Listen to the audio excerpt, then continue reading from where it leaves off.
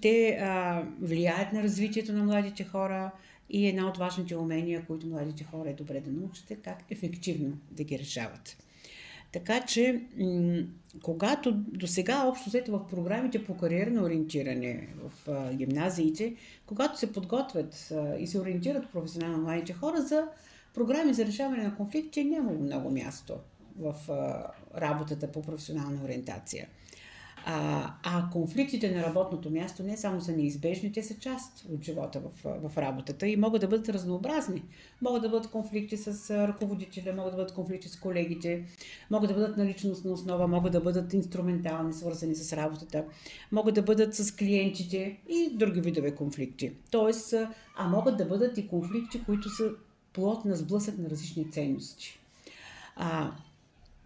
Днес младите хора навлизат в света на работата, в свят, който е изграден от различни ценности, различни принципи, от света, който е в къщи, който са свикнали от дома и в училище.